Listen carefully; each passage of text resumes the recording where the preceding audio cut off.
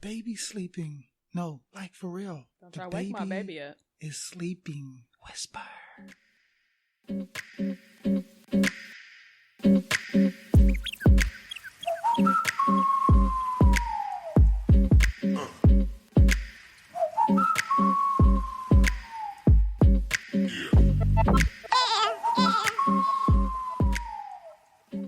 Guys, we are back. It's been a while. Hey. My name is David, and this is my lovely wife, Amanda. Hello. How you doing, baby? Hey, y'all.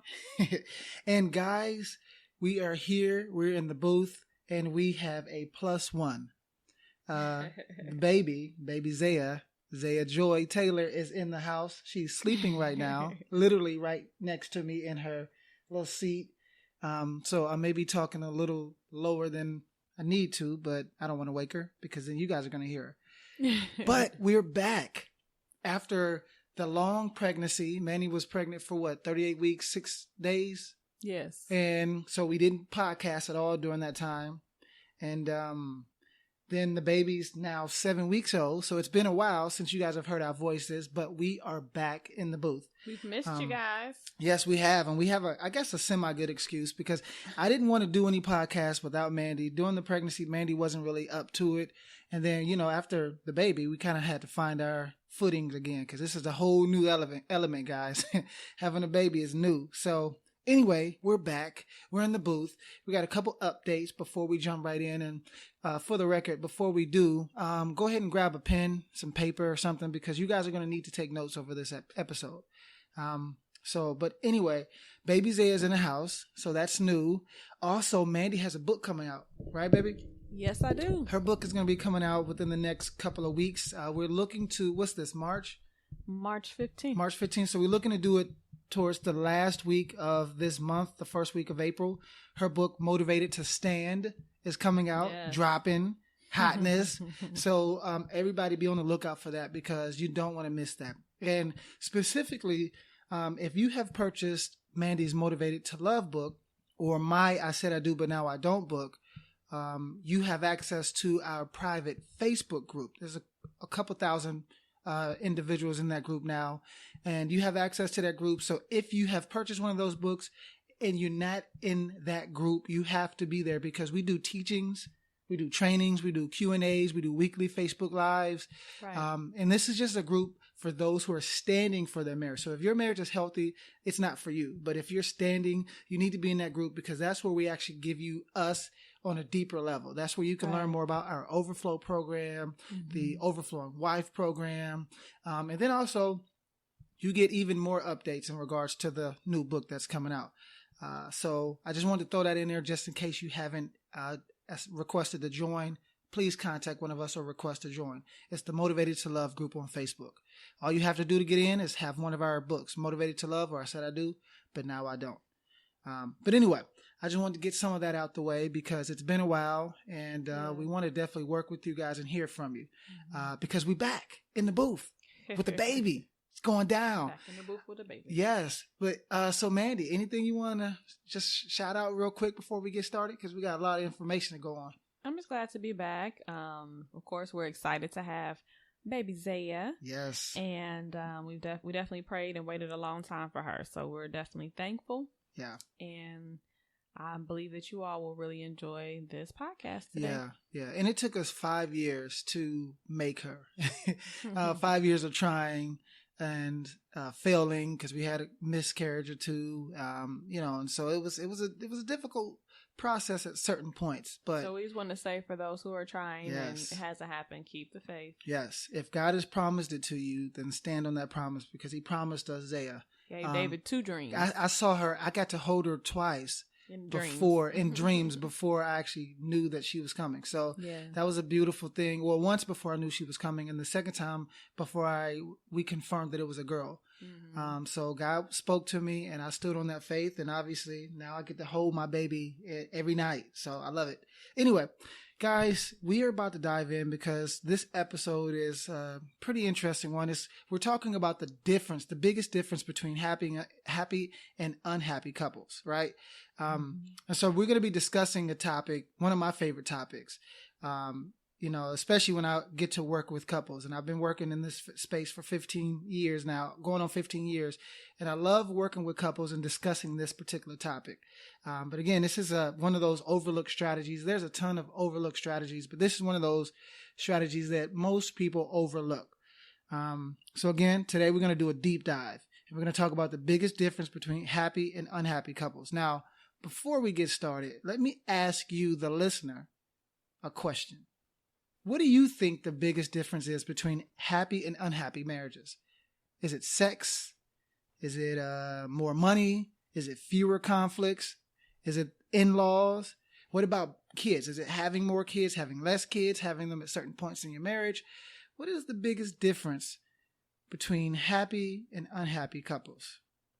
What? Good question. Yeah, thank you. Well, I thought about that long and hard before I asked. But anyway, what we're going to discuss today will be very important to your marriage, okay? So I want you to think about that. It's so important that adding this one strategy today, like literally today, can begin to have a drastic impact on the overall quality, health, and longevity of your marriage. So if you're looking to do what this podcast says to do, which is master your marriage, and we're all about helping you to master your marriage. Yes. That's why we changed from mend our marriage to mastering marriage, because mastering marriage is bigger. It's stronger. Yes. It's all about taking what's not strong, making it strong, and then taking you to the next level. Yes. Right? Like Mandy has a master's in her educational field. I have a master's in my educational field. It's all about becoming a master in your marriage. So this information, don't take it lightly. Please take some notes and apply this stuff, okay? So now that I have your attention, let's go ahead and dive right in.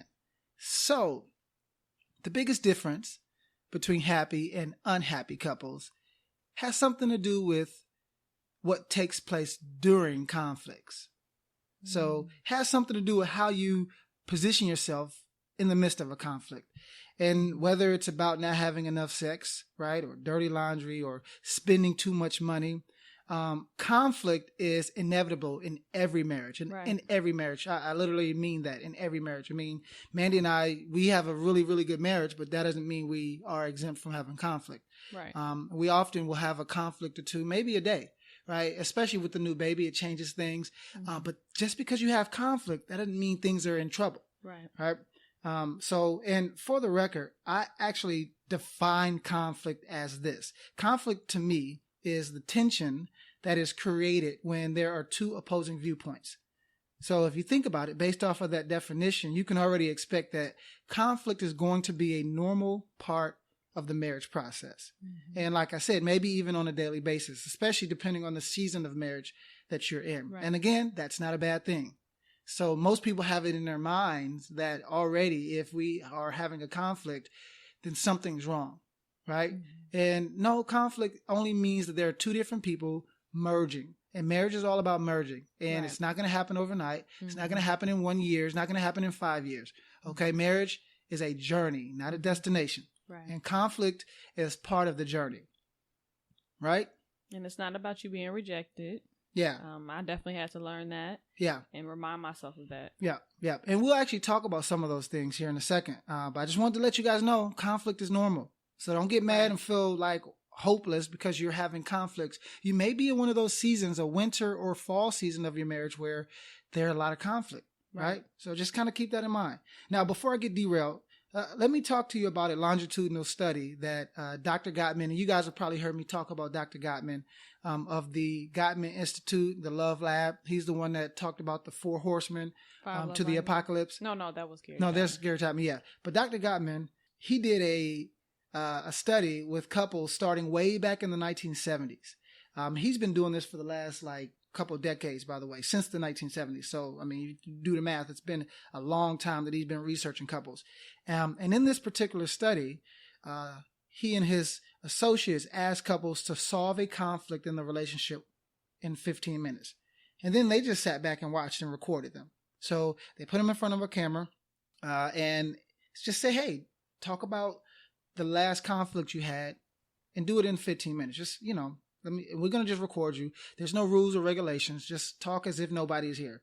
And after carefully reviewing the tapes and following up with those couples after 9 years, and I'm kind of going through this fast, but there was a lot of, like, they would take a 15-minute segment and then they would break it down into 5 minutes, and then they would break it down into 1 minute, and then they would take that 1 minute segment and splice it into seconds, and then they would take the images of those seconds. It was a very detailed study, so I don't want to go through all the details, but after carefully reviewing, so that's what I mean by carefully reviewing the tapes and then following up with them in 9 years, they were able to predict which couples would stay together and which couples would be divorced with over 90% accuracy.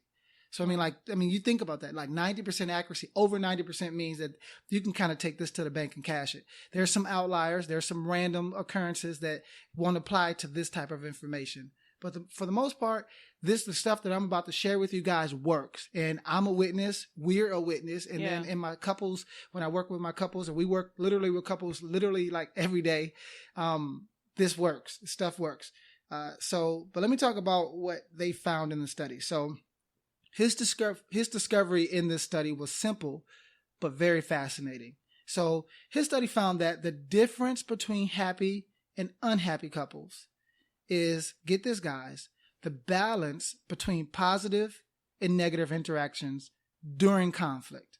So when there's a conflict, the balance between positive and negative interactions can determine the livelihood, the health, the longevity of your marriage. Quite frankly, his study revealed that there's a very specific ratio that makes love last. Okay? And if you've worked with us personally or with counseling, you've heard me talk about this. So for some of you guys, this may not be new, but I want you guys to still pay attention to this, especially for those that have never heard of this. So there's a ratio. He calls it the magic ratio. And he says that this ratio, if you can incorporate it into your conflicts, helps change the dynamic of your marriage, changes the fabric. And I've witnessed this. So this magic ratio is 5-1. So 5-1. That means that for every one negative interaction while you're having a conflict, so for every one negative interaction during a conflict, a stable and happy marriage has at least 5 or more positive interactions. So for those marriages that survived, they demonstrated that for one negative interaction, they had 5 positive interactions to balance out the negative interaction during a conflict.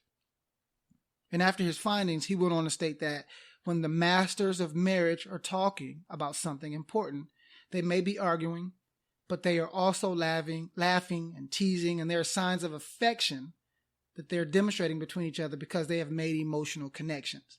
Now, I want you guys to kind of keep this in mind, because on the other hand, he said unhappy couples tend to engage in fewer positive interactions to compensate for their escalating negativity. So if the positive to negative ratio during conflict is 1-1 or less, that's unhealthy, and it indicates a couple is teetering on the edge of divorce. This is serious stuff, right? So if you're only having a 1-1, meaning one positive to one negative ratio during a conflict, your marriage is most likely headed towards divorce. If it ain't there yet, it might get there. This is how important that ratio is. Now, again, guys, this strategy is so important. And after 15 years, almost 15 years in the mental health space, I have found that this is so true. And then after being married to my beautiful wife, who just birthed my baby 2 months ago, I found that this is still true today. So keep that in mind, guys. And I'm sure if you take an honest and objective look at your marriage, you can assess the overall health of your marriage based off of this one notion, based off of the 5-1 ratio. And remember, the 5-1 ratio means that for every one negative interaction, you have to balance that with at least 5 positive interactions during a conflict. Okay, so now that you know the biggest difference between happy and unhappy couples, I want to give you some specifics regarding what's actually considered a negative interaction. And then I want to give you 8 options that you can begin using today for positive interactions. And then that way, because we don't like people to have excuses, we want to make sure that you have the tools. So that way, when you're done listening to this episode, you know exactly what to do, Right, baby? Yes. Uh-oh. That voice. You all right? You going through puberty again? No, I'm going through sleep deprivation. Oh, yeah. That happens when we have a baby now that likes to stay up crying and looking at you, and that's it. So, yeah, pray for us, y'all. We need energy. But she's such a joy. Yeah, she is. Look at her. Well, you can't see her, but I can see her. She over there knocked out, too. I'm tempted to bring her over here, but I don't want her to wake up and stuff. So anyway, let me get focused. Let me stay focused. So let's talk about what's considered a negative interaction, shall we? So, okay, here's a couple of examples of what a negative interaction is. And you guys have probably heard me talk about this in another podcast, but a huge predictor of divorce is the 4 horsemen, right? And those are 4 different negative interactions that if you find them in conflict, can start to deteriorate your marriage. And the 4 horsemen are defensiveness, right? Stonewalling, criticism, and contempt. And defensiveness, if I can go through these really briefly, we've talked about this a lot in other podcast episodes, but defensiveness is when you're guarded, when you're not receptive. Someone says, well, how come you forgot to, I don't know, wash the dishes? And then you say, well, you forgot to take out the trash. That's defensiveness. Stonewalling is when you just shut down. You become a stone wall, and you don't let anybody in. You don't let any emotions out. You kind of keep to yourself. That's stonewalling. Men do that more often than women. However, I'm meeting a lot of women that do that as well. Criticism. We all know what criticism is, right? That's when you're criticizing someone, and that's kind of how you're communicating to them and expressing how you feel about them. Right. So you never do this, you just like your dad, or ... That's criticism. And then contempt. That's the worst one. They say that if contempt is anywhere in your conflict, your marriage is like literally on divorce's doorstep, or divorce is on your doorstep. I mean, literally your marriage is going to fail if contempt is part. And contempt is when you are belittling your spouse, you're putting yourself in a superior position, you're being emotionally abusive, you're calling names, devaluing them. That's contempt. Right. And the moment that happens, you need help. You literally need help. But he says that those are negative interactions. But he also says things like loneliness, isolation. Those are negative interactions during a conflict. So, when you're feeling isolated, or you isolate yourself while there's a conflict, or if you're feeling lonely and you're lonely while communicating in a conflict, that can also serve as a negative interaction. Because loneliness means that you're disconnected. There's no connection emotionally with your spouse. Right. And so think about that. Now, some people may say anger is a negative interaction, but what he found was, while anger is certainly a negative interaction and a natural reaction during conflict, he found that anger isn't necessarily damaging to a marriage. See, what Dr. Gottman found was that he explains it this way. He says that anger only has negative effects in the marriage if it is expressed alongside criticism or contempt or defensiveness. So if you couple anger with one of the 4 horsemen, that's when anger starts to really have a huge negative impact on your marriage. But he says that other than that, anger is more of a normal human reaction. Right. But you don't want to couple it with the 4 horsemen, right? So negative interactions during conflict include, and here's some more, it includes being dismissive. I already talked about being critical. I already talked about defensiveness, but it also can include body language. So some of y'all that do stuff in your body language, and you say, well, I ain't say it, but you're showing it. That's also negative interactions, right? So body language such as eye rolling, popping the head, popping your head, popping your neck, crossing your arms, crossing your legs, being closed off, clicking your teeth. Yes. What'd that sound like, baby? Or they call it sucking your teeth. What'd that sound like? But things like that can be a very powerful negative interaction. And it's important to remember that negativity holds a great deal of emotional power. That's why it takes 5 positives to interact and balance out overcome just one negative interaction, because negativity holds emotional power. Like, you've ever went out to work one day and you're feeling good, you're smelling yourself, you got a nice hairdo, and then your random coworker says, did did you forgot to do your hair today? And all of a sudden, like, and you could have been getting compliments all the way to the office, but that one negative one is what sticks with you. Or you on Facebook, right? You put out a Facebook post and everybody is applauding it and communicating effectively or affectionately and loving it. But then you get that one random troll that says something, right? That thing holds power. So just think about it. That's why, it takes 5 positives to overcome one negative, because negativity holds power. I wish it didn't, but it does, right? And by the way, these negative interactions that I've been talking about, they happen in healthy marriages too, right? They do. We can attest to it, but they're quickly repaired and replaced with validation and empathy. But on the flip side, couples who flourish engage in conflict differently than those who eventually end up divorcing, right? So like I said, they have those negative interactions, but it's easily repaired and is quickly repaired. Not only do the masters of marriage, and I love that phrase, start conflict more gently, but they also make repairs in both minor and major ways that highlight the positivity that's already in their relationship. Now, so what that really means is that, like, they have already been stoking the flames of positivity. They've already been planting seeds, investing in the positivity. So they're not just waiting for a conflict to be positive, but they've been positive throughout the week when there's no conflict apparent, right? So they've already started developing a habit, a healthy habit of positivity. So think about that. Okay. Now I want to give you 8 interactions that stable couples regularly use to maintain positivity and closeness.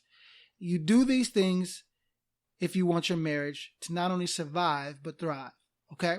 So let's shift and let's talk about the 8 things. These are 8 things. So again, I'm giving you 8, but you only have to find 5 of these and use those 5 effectively. Now, it would be lovely to do more, but I know I'm speaking to humans, and when you get in your emotions, it's hard to just turn into, Mr. Rogers, right? So I'm not asking you to do that. Mary Poppins. Yeah, I'm not asking you to do that, but you have to be intentional. And these 8 things will be very helpful for you. So let's talk about the first one.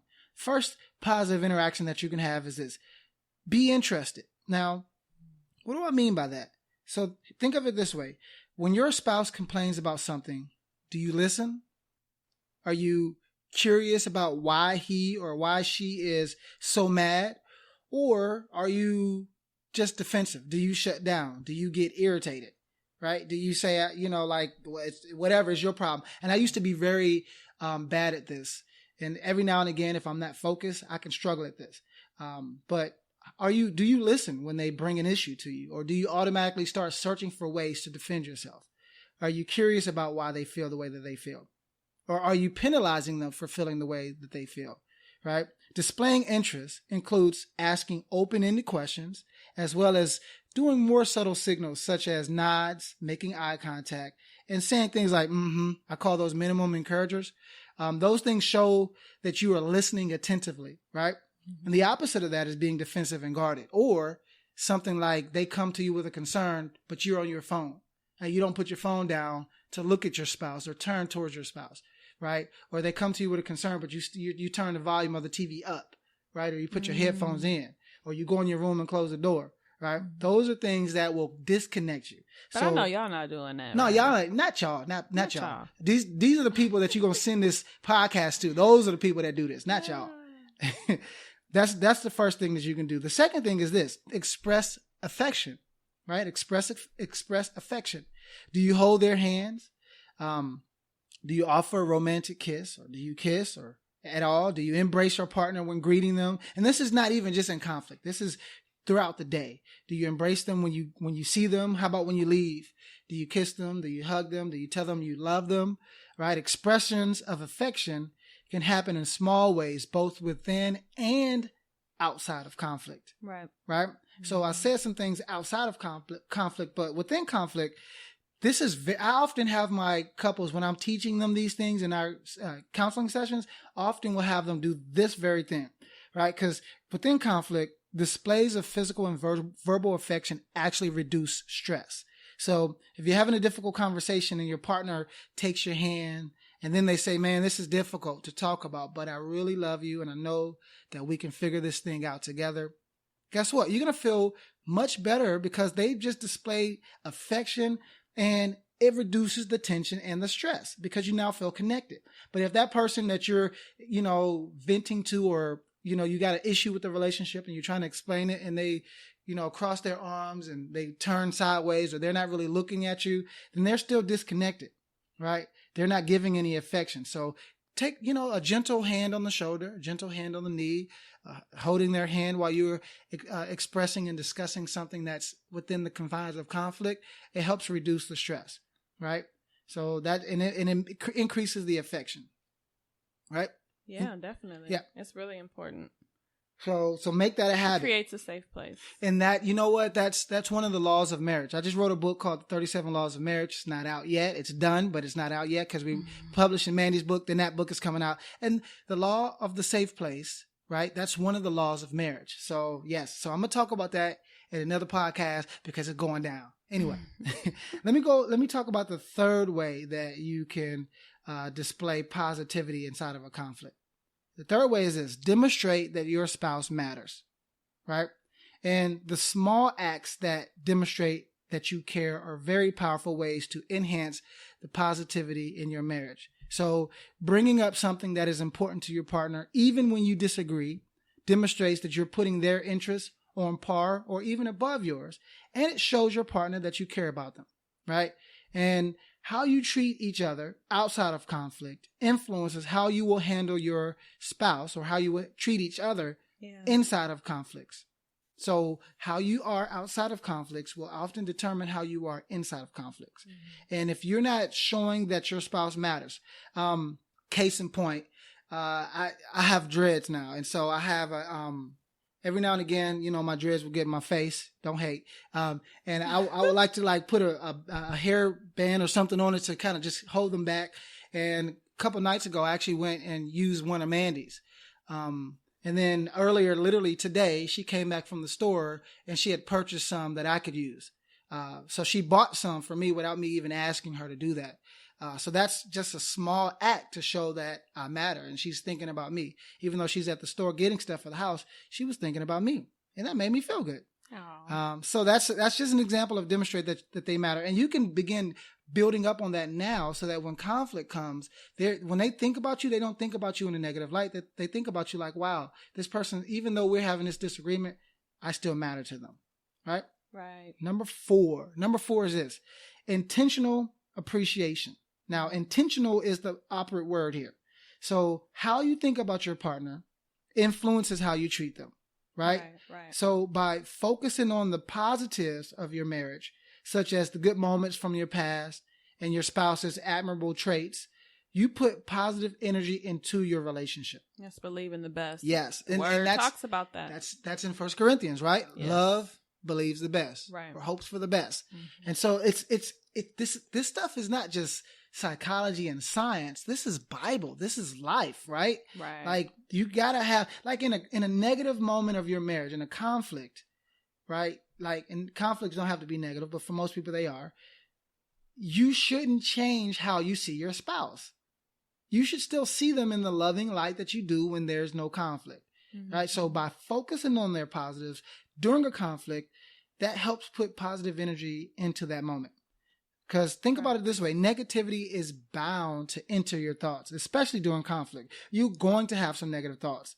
So intentionally, there's that word again, intentionally focusing on the positives will counterbalance any of the moments when you struggle to find something good to say or to even think about regarding your spouse. So you want to start being intentional about infusing positive thoughts about them, so that when you are in a moment where you're thinking negative, you can counteract that with something positive, right? Think about it this way: every time you express your positive thinking and give your spouse a verbal compliment, no matter how small, you are strengthening your marriage.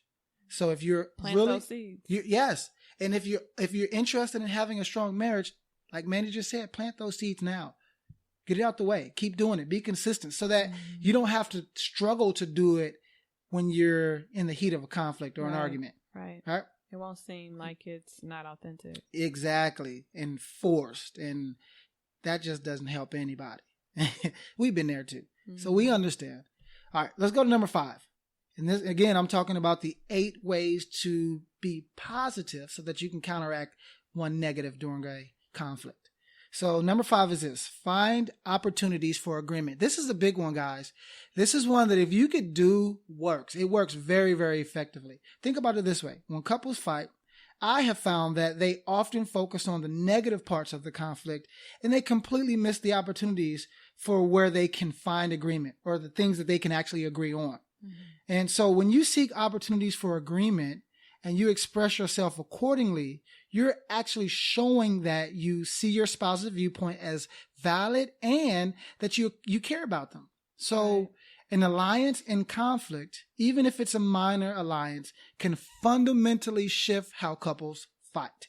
Trust me, you want to still form alliance. I actually say access points. Find access points where you guys can still connect and still agree even throughout the conflict. Mm-hmm. So just because you disagree on this one area related to a topic doesn't mean that you have to disagree in all areas related to that same topic. Right. You have to be intentional about finding opportunities to agree. So yes, we may disagree on how to manage money right now or how we should manage money related to this particular issue, but we can find agreement in how we want what our overall financial goals are. Right. And we can find agreement in what we want to do with money in the other areas of our marriage. But this area, we got to figure this out. Right. So maybe when it comes to money with in-laws, we haven't really came to the same page yet. But money in general, or paying bills, or who's going to be over the finances, how much are we going to give to others? You know, we can agree on that, but we got to fix this one area, right? Right. So don't throw, and I hate this saying, but this is the best I got. Don't throw the baby out with the bathwater, right? So just because it's dirty here, don't mean you got to throw everything out. Find opportunities to agree. Right. I call those access points. Okay. Number 6, and this is a doozy for men. Empathize and apologize. Right. So, and we did a podcast where we talked about emotional intelligence, and I understand that empathy is an aspect of emotional intelligence. Most men struggle in emotional intelligence, so I know that they're going to struggle when it comes to demonstrating empathy, mainly because men, boys, when we're young, we're not taught to be empathetic. We're taught to be tough, right? So empathy, though, is one of the deepest forms of human connection. And when you empathize with your spouse, you show them that you understand and feel what they're feeling, even if you express empathy non-verbally through a facial expression or a physical gesture.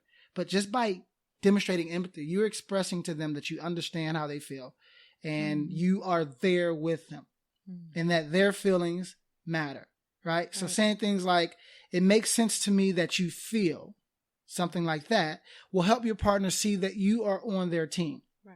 Empathy is a profound connecting skill that all spouses can and should improve in.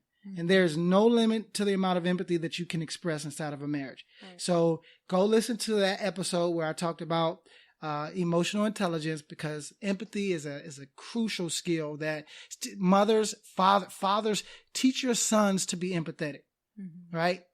Mothers, teach your sons to be empathetic. The girls, your daughters will get it because it's easier for them to pick it up because they're supposed to be empathetic and caring and nurturing. But boys, for some reason, well, we know, but society says we're not supposed to be empathetic. And then well, I'm not going to go down that road because, I was going to say something about somebody, but I'm not. But then you become a person who lacks empathy and you only are interested in what you want, right? And what's good for you. And those people tend not to last inside of marriages. But let me tell you this. We work with a lot of standers who are married to non-empathetic spouses. And because of that, their spouses are either sleeping around, living with another person, and they don't care how it's impacting their spouse and their kids, right? So just think about that. Empathy is it's a skill that you have to develop. Right. And here's the thing, though. Again, like I said, there is no limit to the amount of empathy that you can express. And if your partner, your spouse, is upset with something that you said or did, simply apologize. Simply say, you know what? My bad. I'm sorry. And if you can find a moment during conflict to say, you know what, I'm sorry, and I know what I did hurt your feelings. That makes me feel sad that I'm hurting your feelings. That, if you could say something like that, which is hard for dudes to say, because nothing makes us sad, by the way. But if you can find words like that, you will provide a positive and empathetic interaction that reinforces your bond, right? Husbands, here's my tip to you. Never, ever be too masculine to apologize. Actually, one of the most manliest things that you can do is to offer a sincere and empathetic apology. Now, some of y'all are offering pathetic apologies, but I'm talking about empathetic, not pathetic, because some of y'all is just stop, okay? Do better. You got to do better. We all got to do better. But please, men, let's grow in our ability to be empathic towards our spouse, okay? Number 7, and this is, again, we're talking about 8 ways to be positive inside of a conflict. So number 7 is this: accept your partner's perspective as valid. This is difficult, guys. Not just guys, but people, everybody listening. This is a difficult one because I think, for most people, we think the way we see the world is the correct way. Our perception is our reality, and our perception should be your reality. And so if I think I'm right, that automatically means you're wrong, right? So that's how people think. And so this one is huge. And an approach that drastically improves conflict is understanding this. It's understanding that each of your perspectives are valid, even if they are opposed to each other. Just because y'all disagree and y'all have 2 different viewpoints don't mean that one is right and the other is wrong. So often when a couple comes to me and they ask a question of, so is this right that I'm thinking this way, or is this wrong that this person is thinking this way? I often say it's not about right or wrong. It's about what's more effective and what's more efficient for the marriage. Right. You guys can have really two good, honest, truthful viewpoints, but what's most efficient for the marriage? What will benefit the marriage the most, right? And so while you may not agree with your partner's perspective, letting them know that their perspective makes sense will show them that you respect them. And you guys know the book, Love and Respect. Respect is huge. And one of the best ways to do this is to summarize, we call this looping, your spouse's experience during a conflict, even if you disagree. So they say something and then you loop it back. And I would like to demonstrate that on air, but gosh darn it, I don't want to run out. I don't want to go over on time. But if you can loop back to your spouse, maybe we'll do an episode where we talk about looping. Yeah. But if you can demonstrate that by letting your spouse know that their perspective is valid, this is huge. And remember, validation doesn't mean agreement. It just is a sign that you respect them, right? So exactly. Validation is not agreement, but it's respect. Here's the thank you, baby. Here's the last one, number 8. This is a good one. This is one that I do. If I'm honest, I do this more than Mandy. But if I'm also honest, I can probably do this to a fault. And so I have been learning, and I've gotten much better at this, but I've had to find balance with this last one. And God balances you out like he did when I was in labor. Yes. Oh my gosh. And it'll make sense once I tell you what this last one is. So the last one is this. And again, we're talking about ways to be positive while you're in conflict. So the last one is this: make jokes or at least smile when it's appropriate. Mm-hmm. And so it makes sense that when Mandy was in labor, I just can't take life serious. I just have this issue where I just cannot take anything in life serious, really. And whenever Explain what you mean by that. Well, I don't know. It's easy for me to laugh and joke about stuff that some normal people would find inappropriate. And especially if I'm around my sister Dee Dee, which, by the way, happy birthday, one of my older sisters. Happy birthday, sis. If you're listening, we love you. And then if I'm around her and my dad, we could be at a funeral and we're going to find something to laugh about. And so some people may find that inappropriate. That's why I say it may not be appropriate. And they're not laughing at the situation. We're not laughing at the person in the coffin unless we are. Like if they had that makeup, if their face won't beat, I'm sorry. Let me stay focused. But that's why Mandy brought up the when she was giving birth, because I knew that if my dad and my sister was going to be around, I wouldn't have been serious. And Mandy was warning me to take it serious. And only that day I had this massive, like, I was congested. I couldn't even be excited when I wanted to. And so I was fully present because I couldn't even get excited and get comical. I just was locked in like Mandy. So I think that was God's way of keeping me focused.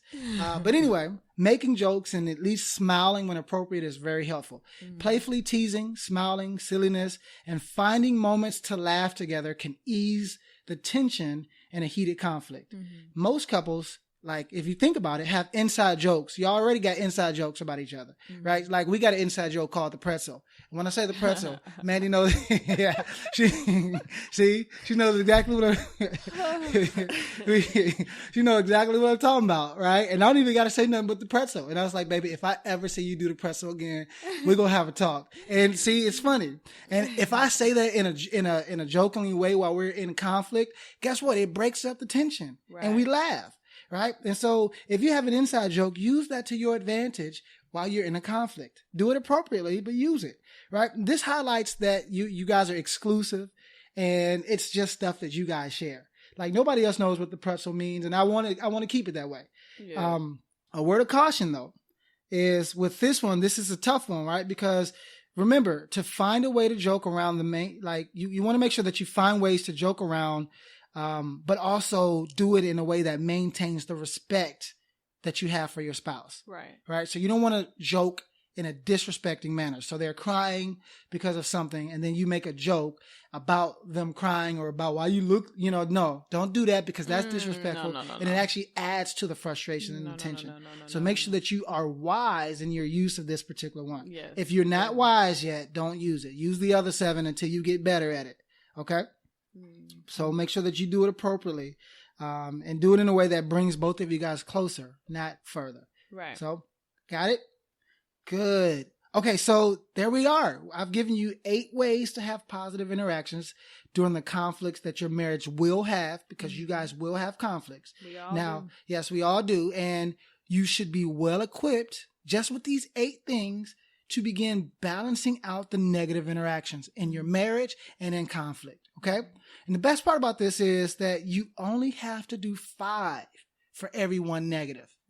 Right? We're not asking you to lift a bus right now and do all of them. It would be great if you can learn all of them and do all of them. And if you are already doing all of them, kudos. Right. We're not asking you to do all that. Just do 5. And this is somebody who needed it. Yes. That's a great idea. And we need to start saying that more often. Share this with people, other couples, especially those that need it. They beefed because y'all was hanging out with them yesterday. You ain't got to tell them that they need it. Yeah. It's just like a piece of gum. Yeah. You take one and then you offer somebody else. Want a piece of this? Their breath a little raunchy, but their marriage a little stale. But hey, just listen to this. This will be good. You enjoy it. Right? But there you have. Those are 8 ways to balance out the negative interactions. So to wrap this episode up, I want you to do this for me, right? Actually, I don't want you to do it for me. I want you to do this for your marriage. I want you to observe how you and your spouse interacts while in a conflict. Actually, take it a step further. Just observe how you guys interact on a daily basis, but zero in on how you guys interact with each other during a conflict. And for every negative interaction that happens, are there more positive interactions? Are you balancing things out? Is your conflict resolution lopsided? Which it most likely is if you don't have this information. Like if you're not balancing it out correctly, take it upon yourself to actually be more intentional about creating more positive interactions in your relationship. And if you can, actually take it this step further. And I want you to, for 1 week, document both the positive and negative interactions, however small, in your marriage. And as Dr. Gottman's research has revealed, look at this. The more positives, I want you to see if this is true. The more positive actions and feelings that you can create in your marriage, it'll start to bleed over into the overall happiness and the overall stability of your marriage. So if you're more positive, your marriage will be more happy and you'll have more stability. That's research. It's been proven. We do it every single day, right? And so I want you to take a look at just for 1 week, Look at both the positive and negative interactions. And then I want you to just start to pay attention to, am I balancing out what this? Okay, so I just rolled my eyes. So now I gotta find a way to balance that one negative thing out with 5.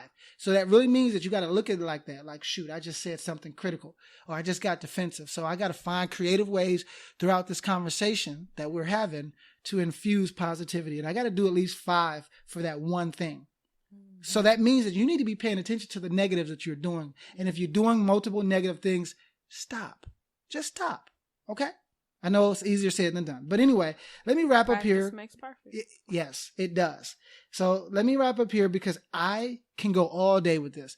Ask anybody that has come down for one of our 3-day intensives, and I have had 8 hours. 9 multiple 9-hour sessions. I can go 9 hours straight. So I can do this all day, but you don't want to hear me all day. So anyway, let's wrap up here. You sound like Captain America. Oh, in the elevator? Yeah. Well, he was saying that before he became Captain America. He was a little guy. Oh, remember in the alley. Yes. Sorry, we're superhero geeks. Yes, we are. Oh, if y'all ain't been watching Black Lightning, what y'all on? Check it out. Or if y'all ain't watched Black Panther, what y'all on? Anyway, let me wrap up Wakanda forever.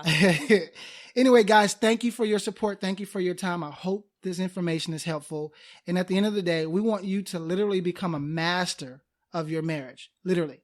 That means that in order to take all of this juicy goodness in that this episode has, juicy, you may have to go back and listen to it a couple times and take some notes. But do what you need to make sure that you get all this information in. And we plan to continue to provide this level of information during this second season of the podcast.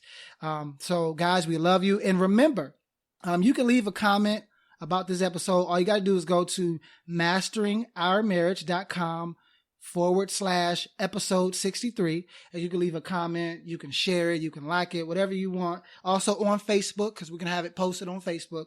And make sure that you subscribe in iTunes and leave us an honest rating and review. And that way, the more people who subscribe to these shows, the more that leave ratings and reviews, the more other people will have access to these types of divorce destroying resources. So I'm David Taylor signing off with my beautiful wife, Mandy. You gonna sign off, or you just gonna laugh like that? You just gonna laugh? What you want me to say? You just said just we both say I'm out. I'm out. We out. We out. And we out with y'all. We out with Zay, y'all. Zay says bye. Love y'all. Deuce. Yeah.